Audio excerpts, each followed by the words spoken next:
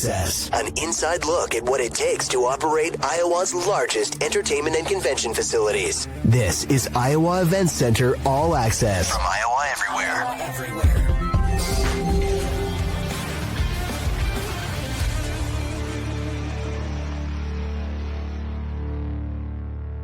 Hey, what's up, everyone? Welcome to another episode of All Access here on the Iowa Everywhere Podcast Network. We're presented by our friends at the Iowa Event Center, Wells Fargo Arena, the EMC Expo Center.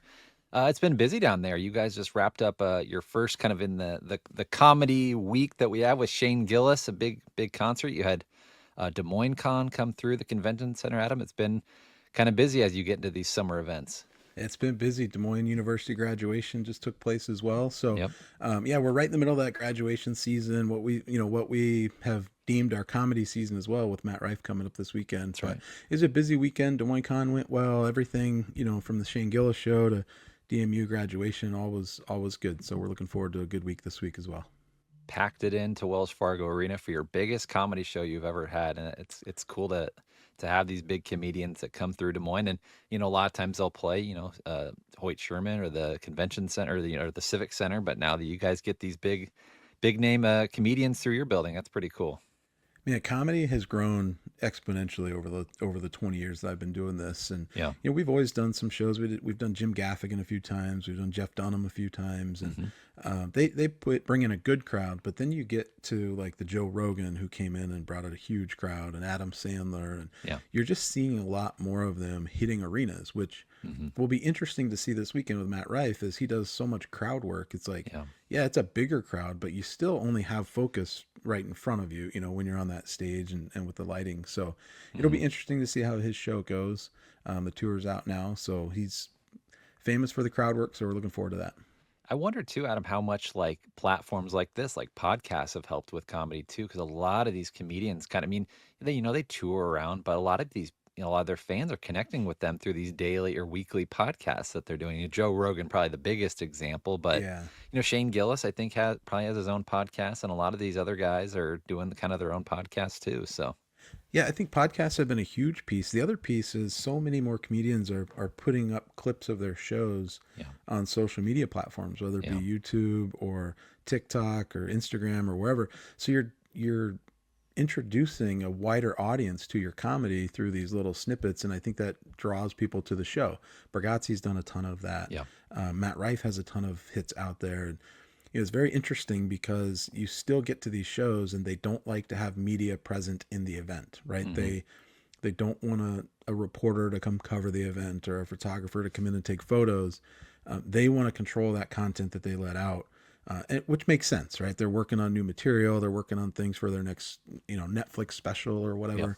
And kind of it's very workshopping interesting things, like they do a ton of their own clips. They just don't like it when media is in the building, which is fine. That's just the way it's always been. All right, comedy's coming through, and we're kind of looking forward to some fall and winter events. I know it's kind of far off to think about some of those things, but you guys made a big announcement last week, Adam. Iowa men's basketball is returning to Wells Fargo Arena Saturday, December 20th, as they're going to host Bucknell. Those tickets are going to go on sale Friday, June 6th, 11 a.m., HiVTix.com. Like we said, it's been a couple of years. I know, in the past, obviously, you had the Hy-Vee Classic, right, where you bring all four Iowa big schools through. Done away with that a few years back, and now it's great to have these programs come back through. And this will be a great event Saturday, December 20th, as you get the Hawkeye men's with their brand new head coach, Ben McCollum, coming back to Des Moines. Yeah, I think these events are fun, right? We love to do college basketball. We get to host NCAA tournaments every 4 or 5 years. But then doing these regular season games just keeps basketball introduced to the venue.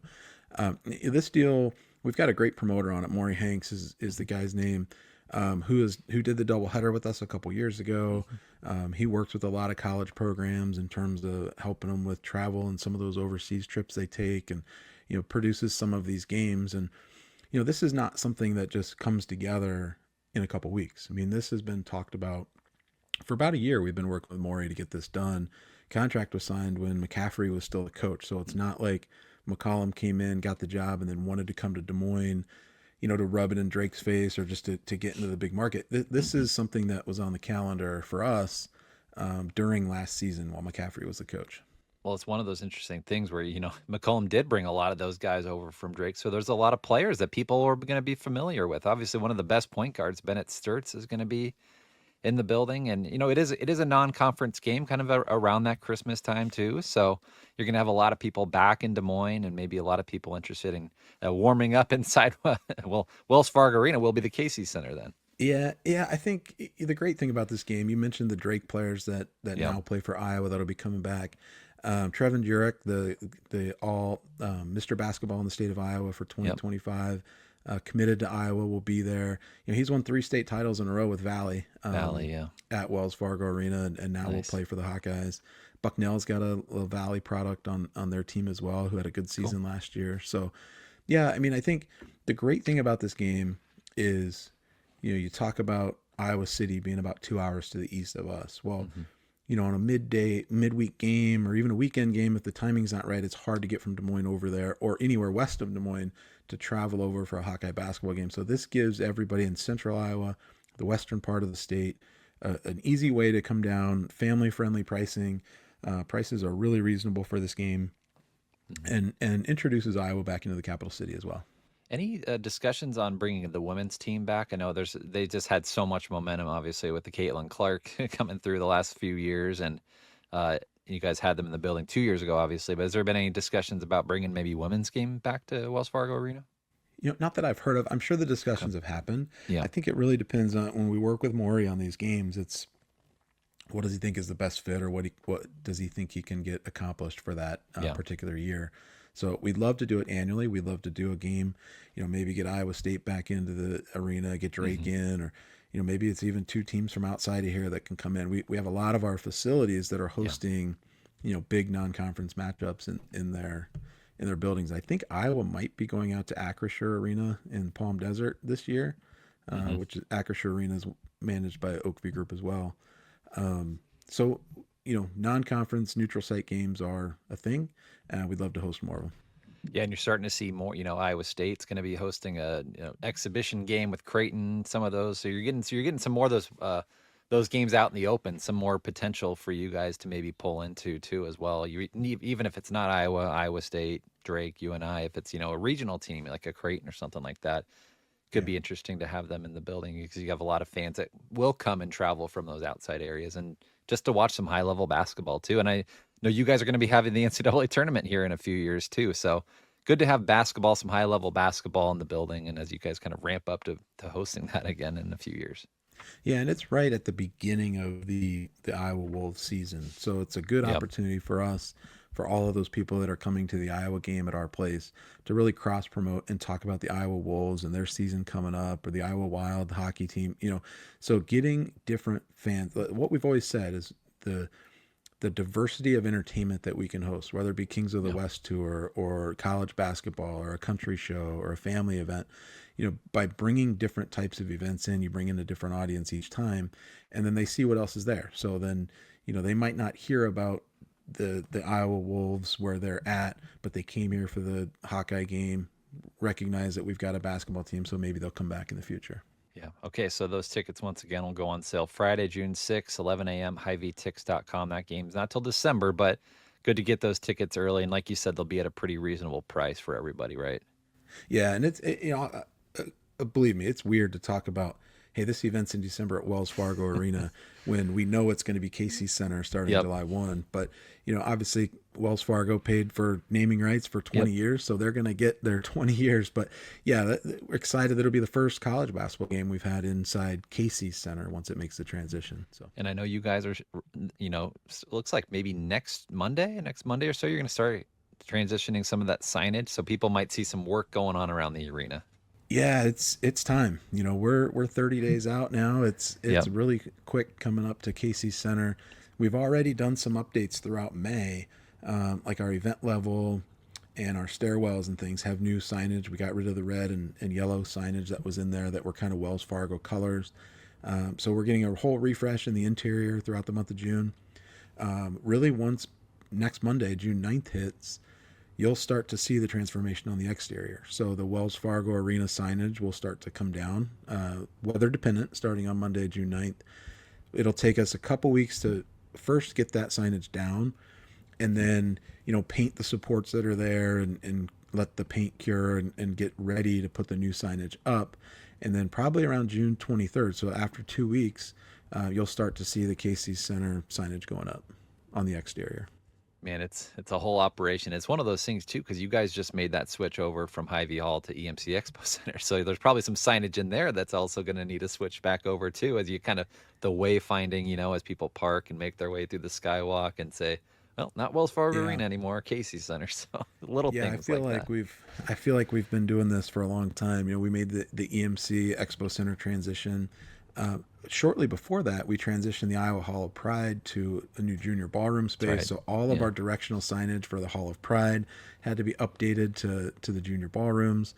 Now we updated it for EMC Expo Center, and now we have to go back into those buildings, like you said, and remove the Wells Fargo Arena signage, directional stuff, and put that up. Working with the Skywalk Association, because all their maps throughout the whole Skywalk system say Wells Fargo Arena and Hy-Vee Hall, so trying to get that updated as well. So if you see something that says the wrong name, let us know. I'm sure we're going to miss something as we go through the process. So people, as they're coming to the Matt Rife show this Sunday, are going to start to see some of that. They'll be the first ones to kind of get their eyes on the new signage, the new branding, right? Yeah, as they go through the stairwells, it's pretty sleek. It's more of a black and white look, so that will allow us to stand out from the different advertisements that are around in the venue. So you'll be able to see that directional signage and the section signage a little bit cleaner and easier. But then you also be able to, the ads will stand out a little bit more too, because it's not against the red and yellow now, it's against that black. So a little more neutral color instead of brand color for the directional signage. Some of those signs, I mean, gosh, they've probably been around for the whole 20 years of the arena, right? They may be original. Yeah, we have not done an interior signage update in 20 years, other than adding supplemental signage that we've added in the same color scheme. So this will be the first time that the section signs come down and new ones go up.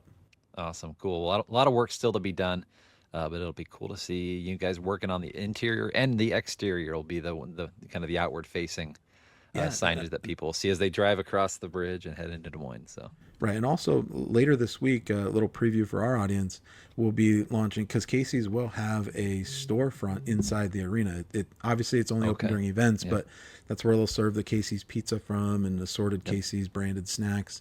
But right when you come in that south entrance with the big staircase, right at the top of those stairs will be the Casey's concession area. Nice. So that we'll be sending out what that look is going to be later this week. So people will get their first look at that. That's the flooring there is getting refinished, and then that stand is being built out there. And then we've got a couple other surprises that are coming over the next couple months, but we'll save that for another day. Yeah, I was going to say, as you make this transition, it opens up a lot of opportunities to do some cool branding with Casey's, and obviously being a local company that we've talked about just right down the road in Ankeny. It's a cool opportunity that you guys will have to do some cool promotions with them. So yeah, and we've got to thank Wells Fargo and Hy-Vee again. I mean, we've got a list of people that have been involved in the building all 20 years. So we're at our 20th anniversary. We've had people that have either been premium seating holders, advertising partners, or event hosts, or meeting planners that have hosted their events continuously for 20 years. And so we're working on some ways to recognize those individual companies as well. Yeah. So you'll see that as you come in July as well.